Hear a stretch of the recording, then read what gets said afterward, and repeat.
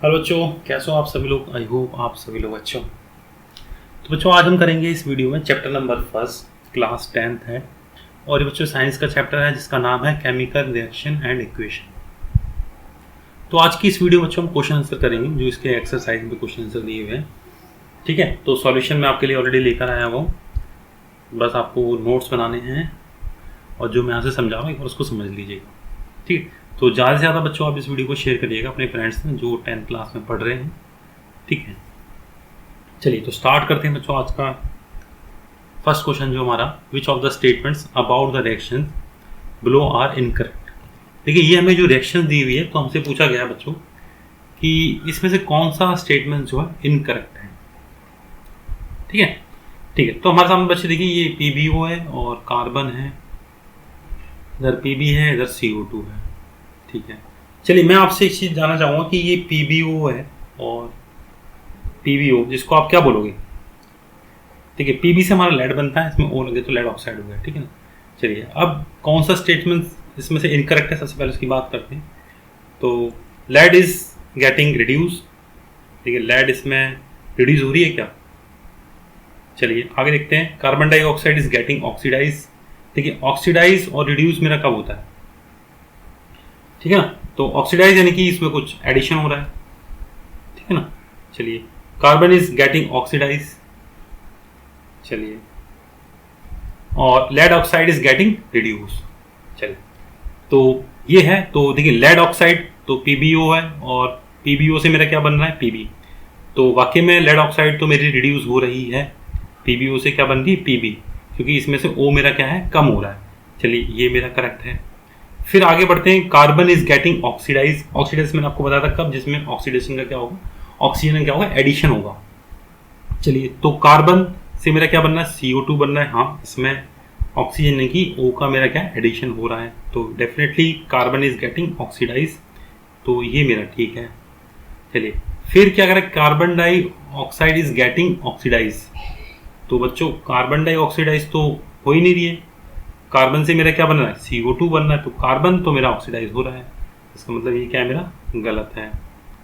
फिर lead is getting reduce, तो lead तो रिड्यूस नहीं हो रही है क्योंकि लेड ऑक्साइड मेरी रिड्यूस हो रही है, तो ये भी मेरा गलत है। कौन कौन से मेरे इनकरेक्ट है बच्चों इसके अंदर, A और B मेरे क्या है इनकरेक्ट, तो आंसर नंबर फर्स्ट मेरा क्या है इसका सही है। आगे बढ़ते हैं, नेक्स्ट क्वेश्चन मेरा, Fe2O3 प्लस 2Al से मेरा क्या बन रहा है LaL2O3 प्लस Fe। तो इस ये the above reactions is an example of, तो ये जो रिएक्शन दी हुई है किसका एग्जांपल है। ठीक है, तो देखिए आप एक चीज सबसे पहले आप ये जान लीजिए कि देखिए Fe2O3 से क्या बन रहा है Fe बन रहा है, तो इसके अंदर से मतलब क्या है ऑक्सीडेशन, यानी कि सॉरी ऑक्सीजन का क्या हो रहा है रिमूव हो रहा है, और ये ऑक्सीजन जा कहाँ रहा है Al पे जा रहा है, यानी कि यहाँ पे क्या बन रहा है Al2O3 हो रहा है, तो इसमें डिस्प्लेसमेंट हो रहा है, यानी कि एल्युमिनियम ने क्या करा डिस्प्लेस कर दिया किसको O को, क्योंकि सॉरी एल्युमिनियम जो है किसके साथ आ रहा है O के साथ आ रहा है। ठीक है ना, तो बन क्या रहा है मेरा Al2O3। ठीक है ना, एल्युमिनियम क्या करा Fe को डिस्प्लेस करके क्या बना दिया Al2O3, तो यहां पर क्या हो रहा है डिस्प्लेसमेंट हो रहा है, यानी कि आप इसको दोबारा समझ लीजिए एक बार। Al ने क्या करा, एल्युमिनियम ने क्या करा आयरन को डिस्प्लेस कर दिया। Aluminium highly reactive elements than the fluorine, Fe iron से, तो एल्युमिनियम ने क्या कर दिया Fe को डिस्प्लेस कर दिया और बना क्या दिया Al2O3, तो यहाँ पर मेरा Fe आ गया। ठीक है, तो इसमें हो क्या रहा है मेरा डिस्प्लेसमेंट हो रहा है, तो कौन सा स्टेटमेंट मेरा गलत है, कॉम्बिनेशन रिएक्शंस। चलिए कॉम्बिनेशन भी हो सकता है हो रहा है मेरा किसी हद तक, डिस्कम्पोजिशन वो भी हो रहा है, डिस्प्लेसमेंट तो हो ही रहा है, और डबल डिस्प्लेसमेंट कब होता है जब दोनों तरफ ही क्या होता डिस्प्लेस होता, तो बट ऐसा तो नहीं है, तो इसका मतलब ये मेरा क्या है गलत है। ठीक है, चलिए कॉम्बिनेशन तो जब होता है ना, जब मतलब जब दो एलिमेंट कंबाइन कर जाते हैं, तो वो चीज़ तो हो रही है यहाँ पर ऑलरेडी, क्योंकि Al का कॉम्बिनेशन हो रहा है। Al ने क्या करा O3 के साथ कंबाइन करके क्या बन दिया Al2O3 बना दिया। ठीक है ना, चलिए आई होप आप लोगों को समझ में आ गया हो। तो थर्ड की तरफ जाते हैं। थर्ड क्वेश्चन मेरा क्या है, What happen when dilute hydrochloric acids is added to iron? Tick the correct answer, हमें जो है इसमें करेक्ट आंसर पे लगाना है टिक। क्या होता है जब हम हाइड्रोक्लोरिक एसिड जब यानी कि HCl को ऐड करते हैं किसके साथ, आयरन के साथ यानी कि Fe के साथ। ठीक, हाइड्रोक्लोरिक एसिड यानी कि HCl हो गया, हमने इसके किसके साथ ऐड करा, Fe के साथ करा। जब भी आपने देखो एसिड्स और मेटल एंड नॉन मेटल में आप पढ़ोगे कि मेटल जब मेटल की रिएक्शन हम एसिड के साथ कराते हैं तो हमारा क्या बनता है, सॉल्ट एंड वाटर यानी कि FeCl2 and salt and hydrogen gas. ये मेरा H2 यानी हाइड्रोजन गैस मेरी रिलीज हो रही है। Hydrogen gas and iron chloride are produce, the reaction is as follow. ठीक है, तो कौन सा इसमें से करेक्ट है मेरा, hydrogen gas and iron chloride are produce. Chlorine तो हो ही नहीं सकता, ठीक है ना, क्लोरीन गैस एंड और नो रिएक्शन टेबल, ये भी गलत है। चलिए, तो थर्ड क्वेश्चन है बच्चों हमारा, what happen when dilute hydrochloric acid is added to the iron filings. Tick the correct answer. तो थर्ड का जो आंसर हमारा क्या होगा बच्चों, hydrogen gas and iron chlorides are produce. ठीक है, ये रहा, hydrogen gas and iron chloride are produce. क्यों, क्योंकि Fe और HCl यानी कि ये मेरा क्या हो गया बच्चों, मेटल हो गया, और ये मेरा क्या हो गया, एसिड्स हो गया। तो जब मेटल और एसिड रिएक्ट करते हैं तो मेरा क्या बनता है, salt and hydrogen gas, FeCl2 फिर क्लोराइड और ये हाइड्रोजन गैस।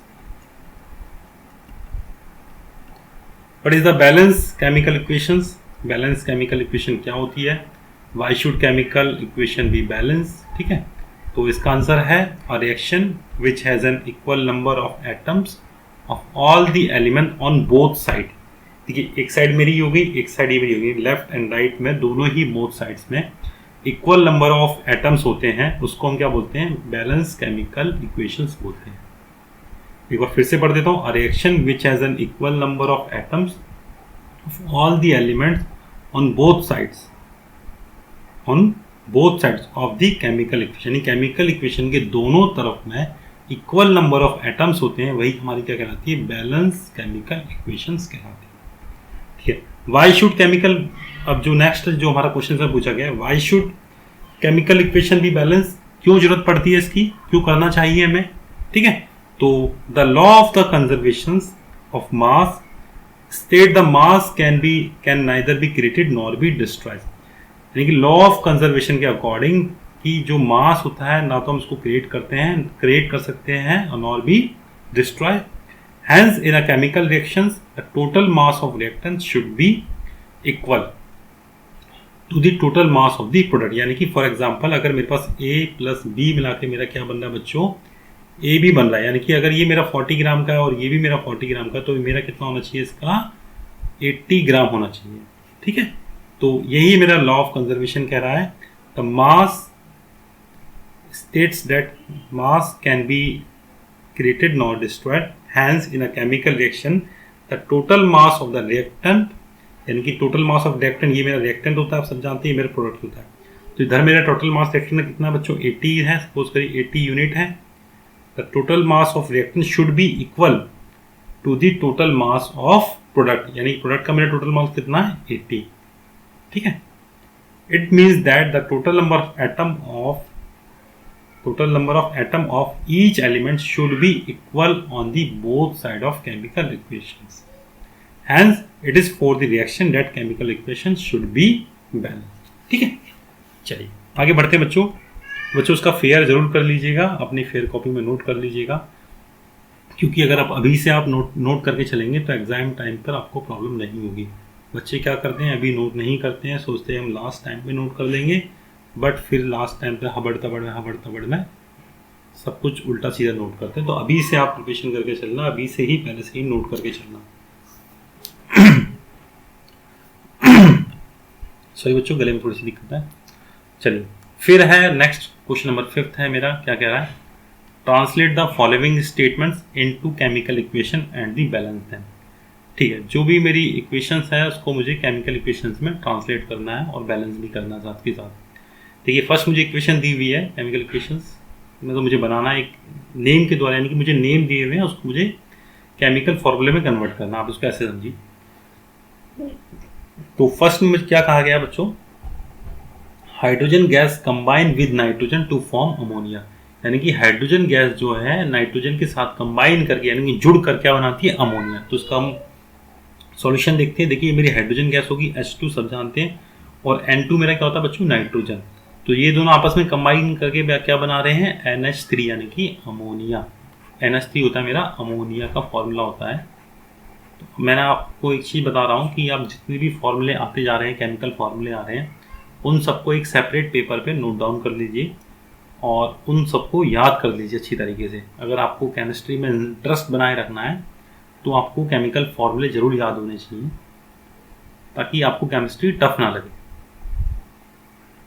अगर आप केमिकल फॉर्मूले याद नहीं करोगे तो आपको फिर कैसा लगेगा कि ये कहाँ से आ गया, इसका मतलब क्या होता है, इसका फॉर्मूला क्या होता है, फिर आप उन सब चीज़ों में फंसे रहोगे। तो बेटर है कि आप एक बार सभी फॉर्मूले को स्ट्रीमलाइन कर लीजिए और उनको एक बार याद कर लीजिए। मेरे हिसाब से ज़्यादा आपके 10th स्टैंडर्ड में 30 से 35 जो कॉमन फॉर्मूले होंगे जो कंटिन्यूसली यूज होते रहते हैं। तो अगर आप एक बार याद कर लोगे तो आपको बाद में प्रॉब्लम नहीं होगी। चलिए, बी है hydrogen sulphide gas burn into in air to give water and sulphur dioxide, यानी कि हाइड्रोजन सल्फाइड गैस को जब भी हम एयर में जलाते हैं तो हमें क्या मिलता है, वाटर और सल्फर डाइऑक्साइड। देखिए अब देखिए, अगर आपको फॉर्मूले याद होंगे तो आप इजीली कर लोगे, क्योंकि सब कुछ उसने लिखकर आपको दे दिया है। बस आपको केवल उसकी जगह फॉर्मूले पुट करने हैं और इक्वेशन को बैलेंस कर देनी है। तो बच्चों देखिए, हाइड्रोजन सल्फाइड का मैं आपको बता दूं, देखिए अगर मुझे फॉर्मूले याद है तो मैं इसको किस तरीके से करूंगा। हाइड्रोजन सल्फाइड का मेरा फॉर्मूला होता है H2S, ये मुझे याद है इसलिए मैंने लिख दिया। फिर क्या कर रहा है, hydrogen sulphide gas burn in air, यानी ये किसके साथ बर्न हो रही है बच्चों, एयर में इसको बर्न करना है। एयर यानी कि एयर में क्या था, ऑक्सीजन। तो एयर जब भी आएगा तो आप ऑक्सीजन यूज करोगे। तो क्या दे रहा है बच्चों, to give water and sulphur dioxide. देखिए मुझे वाटर का फॉर्मूला याद है, मैंने सीधा H2O लिख दिया, और क्या मिल रहा है, सल्फर डाइऑक्साइड। मुझे सल्फर डाइऑक्साइड भी याद है तो मैंने सीधा SO2 लिख दिया, मुझे कुछ करने की जरूरत नहीं है। बस सिंपल अब उसको बैलेंस करना होता है और कुछ नहीं। देखिए यहाँ पे मेरे H कितने 2 हैं, यहाँ भी मेरे H कितने 2 हैं, H मेरे बैलेंस है। S यहाँ पर मेरा 1 है, यहाँ भी मेरा S कितना है, 1 है, तो S भी मेरा क्या है, बैलेंस है। O देखते हैं, देखिए O यहाँ पे मेरे 2 है, लेकिन O मेरे यहाँ पे कितने 3 है, तो O मेरे बैलेंस नहीं है।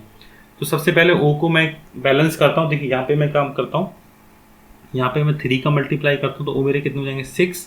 अब O देखिए यहाँ पे कितने हो गए, तो O तो यहाँ भी बैलेंस नहीं है, 6 ठीक है। और मैं यहाँ पे O बढ़ा लेता हूँ, अब मेरे O कितने हो गए, सॉरी हाँ O मेरे यहाँ पे 6 हो गए। तो मैं अब इसको O को बैलेंस करता हूँ, तो ये मैंने यहाँ का 2 का मल्टीप्लाई कर दिया, यहाँ पे 2 मेरे O हो गए, यहाँ पे 2 का और कर दिए, तो यहाँ पे मेरे 4 O हो गए।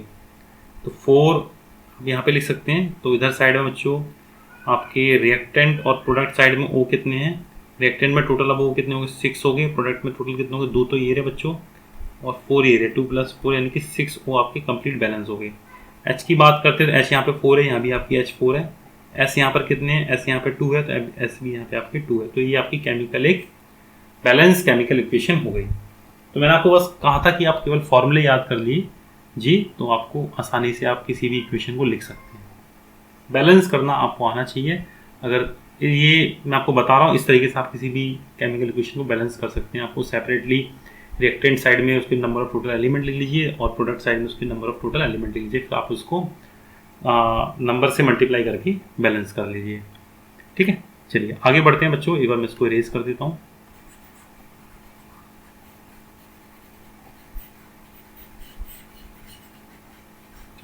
ठीक है, एक इसमें इरेज और ही कर देता हूँ मैं सीधा, एक बार में ही इरेज हो जाएंगे।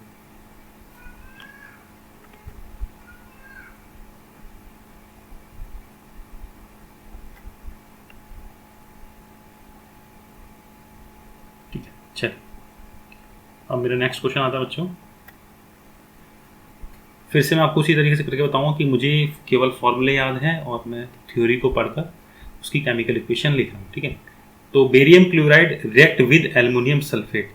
तो बेरियम क्लोराइड किसके साथ रिएक्ट कर रहा है, एल्युमिनियम सल्फेट। देखिए मेरे को फॉर्मूले याद है तो मैंने क्या करा, सीधा बेरियम क्लोराइड का फॉर्मूला लिखा BaCl2, और किसके साथ रिएक्ट करता है तो प्लस करेंगे एल्युमिनियम सल्फेट यानी कि Al2SO4 का होल थ्राइस।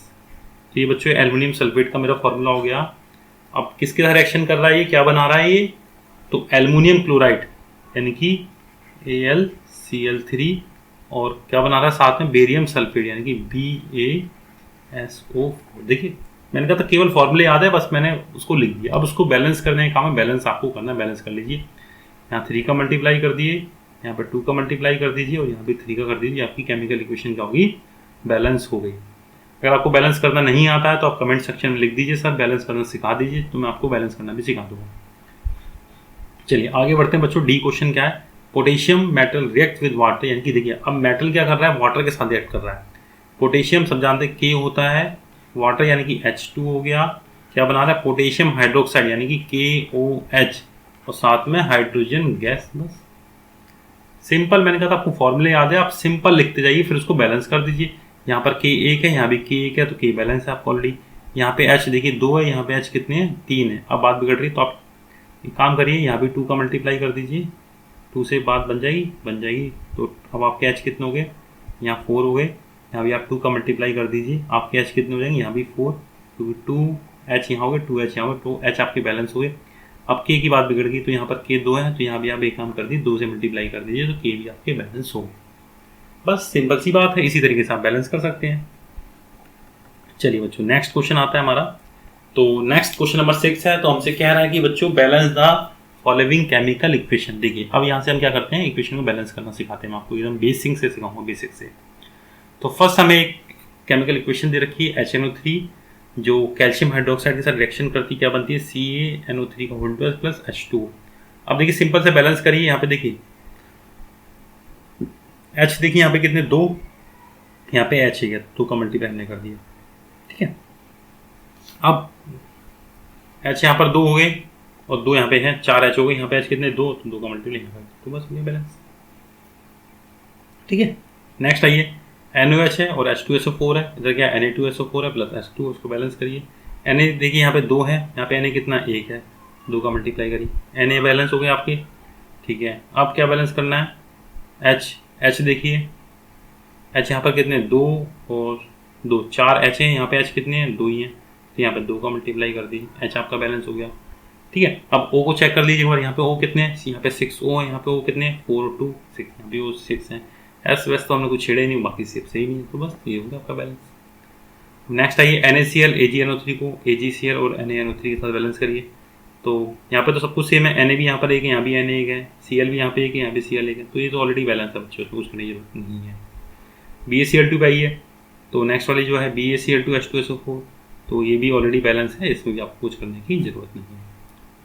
तो एक सेकंड रुकी, H नहीं है बैलेंस इसके अंदर, यहाँ पे H कितने 2, यहाँ पे H है, तो 2 का मल्टीप्लाई कर दीजिए, तो H बैलेंस हो गया। अब Cl देख लीजिए, Cl यहाँ पे 2 है, Cl तो 2 ही बैलेंस, ठीक है।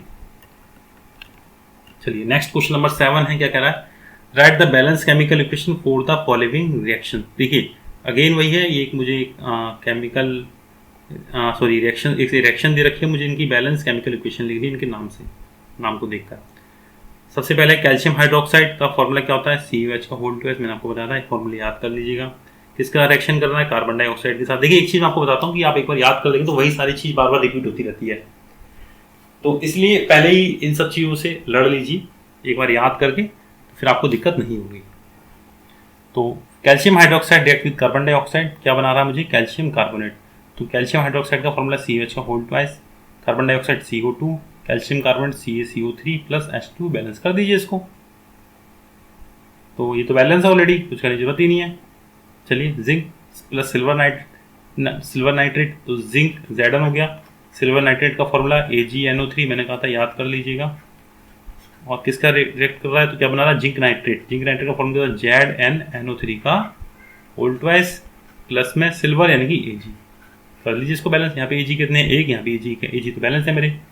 Zn भी बैलेंस है, N गड़बड़ है, यहाँ पे N कितने मेरे 2 हैं, यहाँ पे N मेरे 1 ही है। तो एक काम करते हैं, N को बैलेंस करने के लिए क्या करते हैं, AgNO3 में 2 का मल्टीप्लाई कर देते हैं। अब देखिए O मेरे 6 हो गए, O भी 6 है, Ag के आगे भी 2 का मल्टीप्लाई कर दीजिए, Ag मेरा बैलेंस हो गया, बस कुछ नहीं करना, हो गया बैलेंस, ठीक है। तो इसको बेटा नोट कर लीजिएगा फेयर में। नेक्स्ट क्वेश्चन है एल्युमिनियम प्लस कॉपर क्लोराइड, यानी कि एल्युमिनियम के साथ कॉपर क्लोराइड की रिएक्शन करा रहे, तो क्या बन रहा है, एल्युमिनियम क्लोराइड और कॉपर। तो एल्युमिनियम Al हो गया, कॉपर क्लोराइड यानी कि CuCl2, और एल्युमिनियम क्लोराइड का क्या होगा CaLCl3 प्लस कॉपर Cu, इसको बैलेंस कर दीजिए। आपकी रिएक्शन हुई कंप्लीट।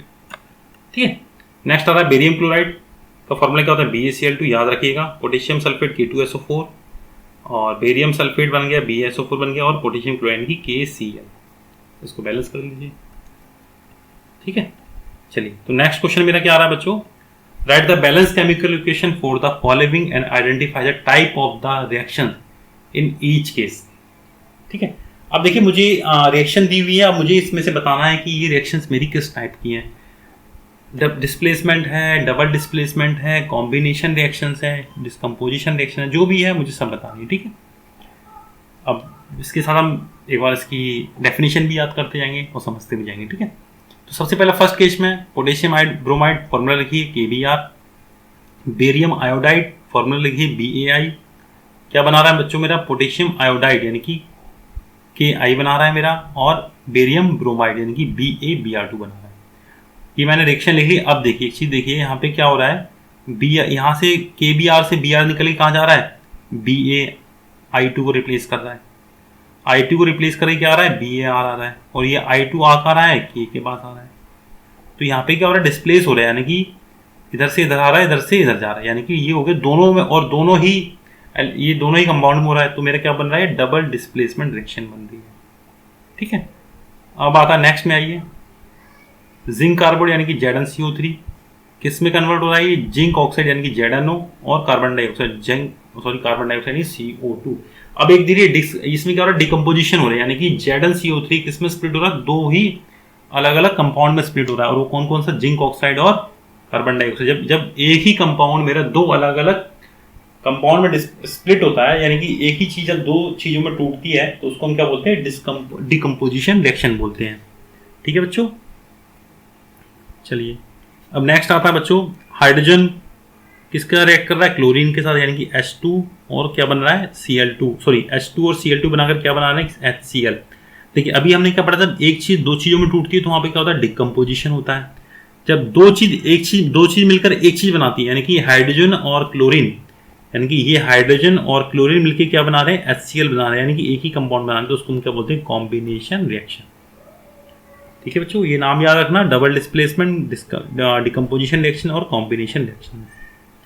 एग्जाम्पल भी हो गए, जब भी आप इनकी डेफिनेशन लिखोगे तो आप इन्हीं जो केमिकल रिएक्शंस लिखिए, इनको लिखिए, एक एग्जाम्पल भी दे सकते हो।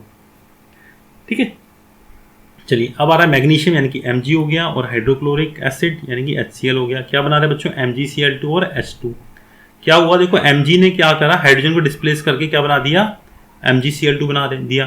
तो इसको क्या बोलते हैं, डिस्प्लेसमेंट रिएक्शन बोलते हैं, जहां पर एक हाईली रिएक्टिव तत्व किसी लेस रिएक्टिव तत्व को हटा करके खुद प्लेस हो जाता है, तो उसको हम क्या बोल देते हैं, डिस्प्लेसमेंट रिएक्शन बोलते हैं। ठीक है, तो बच्चों मेरे हिसाब से इस लेक्चर में बहुत है, नहीं तो वीडियो बहुत लंबा हो जाएगा। तो एक वीडियो और लेकर आऊंगा जिसमें हम पूरे सारे क्वेश्चन कंप्लीट कर देंगे नेक्स्ट वीडियो में। तो बच्चों लाइक सब्सक्राइब जरूर कर दीजिएगा और अपने फ्रेंड के साथ शेयर कर दीजिएगा। अगर इसमें कुछ डाउट है, कोई क्वेश्चन है, तो आप मुझे कमेंट सेक्शन में लिख के बताइएगा, तो मैं उसका आंसर दूंगा। चलिए, थैंक यू बच्चों।